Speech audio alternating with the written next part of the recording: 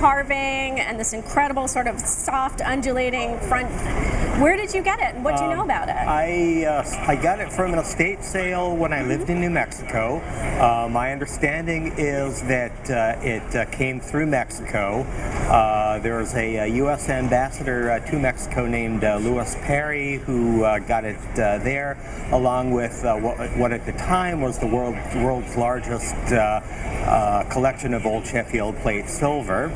He brought it back to the States. It went to his daughter, who died at the age of 97 or 98 without any heirs, and I got several pieces of his estate through that estate sale.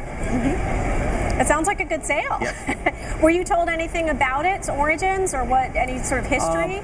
Well, initially I was told that it was Portuguese, but once I took it apart and found some Chinese writing on some of the hidden on some of the drawers, I thought it came from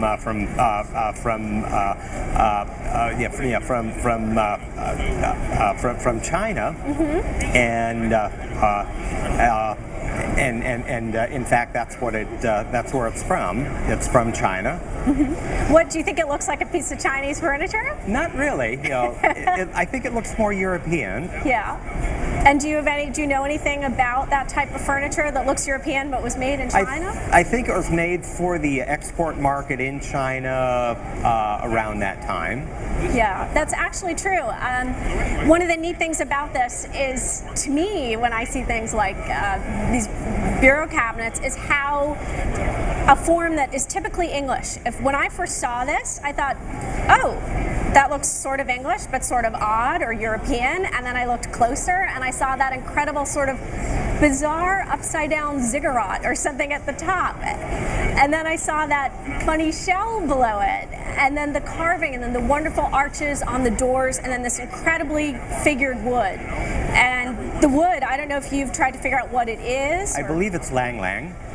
You know, it's really hard sometimes to figure out what types of exotic hardwoods are used on these things, just because there are many different types. This one looks very much like a version of rosewood, but there's so many variations, it's really can be tough to tell when you don't have books here, and that's sort of the curse of when you're doing the roadshow, is you have no time to do wonderful research on pieces that are sort of interesting and different. To me, one of the other great things about this secretaire is the inside. So maybe we can both open together, and let's pull out the loper and show everyone what it looks like inside. And in fact, here, as you know, are some of many Chinese characters that have been put on the bottoms of the drawers.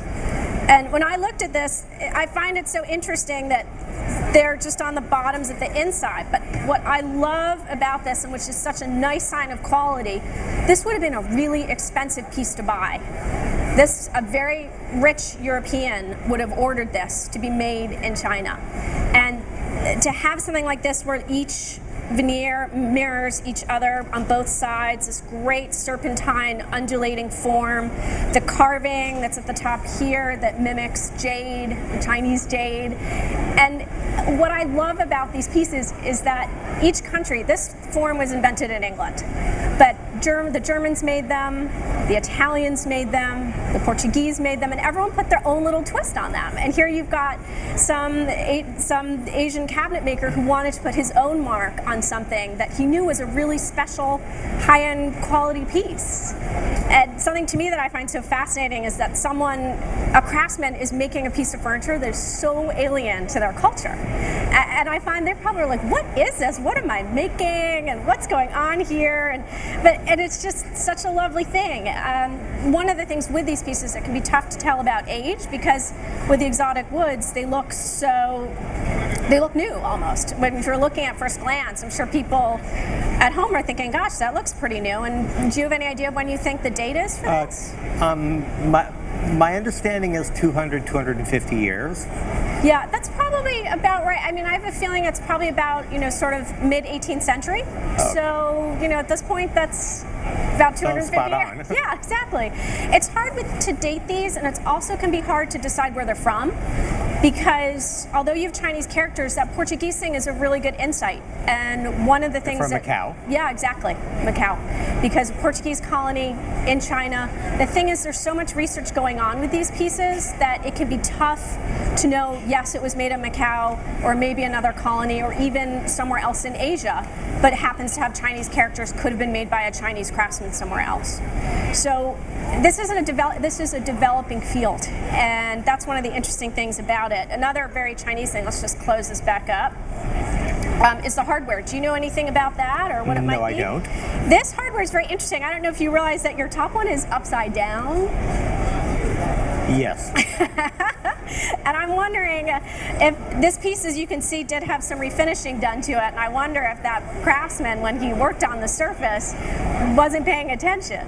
I don't know. Maybe he had a long lunch. So, but the interesting thing, these are all made in a very unique alloy that's called pak tong. And pak tong is a nickel alloy, and it really mimics silver when it's polished. So if it were polished up, it would look like you had silver hardware on this. The other great thing about it, you've got these enormous handles, which we can't really show people. And as you know, it's solid hardwood, so it weighs a ton. So you're probably the burning question that everyone wants to know on the roadshow: what's it worth? Have you thought about it? I've got some general ideas. Yeah. One of the things about this market is, because, as I said earlier, it's an emerging market with scholarship is coming out. They're also emerging buyers, and one big group are the Chinese. And they're not just interested in things from China anymore. They're interested in Chinese things that were made for the Western market, and it's a growing market. And having it repatriated. Exactly, and they're looking for things that aren't always traditionally Chinese, and they take pride in the wonderful craftsmanship that goes into something like this, with the subtle waves on the bottom. And so that's sort of a wild card with the estimate. We were all talking about it and saying, like, gosh, we all try to figure out, well, what's something going to sell at auction, or what would its price be? And right now, the market for this is growing. So it's something where you have a growing market as opposed to a decreasing market. They perform sort of spottily at auction, and we think conservatively right now we would put an auction estimate of between $30,000 and $50,000. The thing is, this is one of your gamble pieces when you sell it at auction because of the market. You could get two Chinese or a collector who loves China trade things. It could sell for 100 that day, or it could sell for 30. So there's it's a time where the market's still volatile and is still settling out, but it's definitely something for the future and to hold on to. And I don't know what you paid for it, if you're feeling happy or not looking too sad. So, so it's pretty much what I had guessed on my own. The same range. Good. So you feel pretty good. You could do my job. Yep.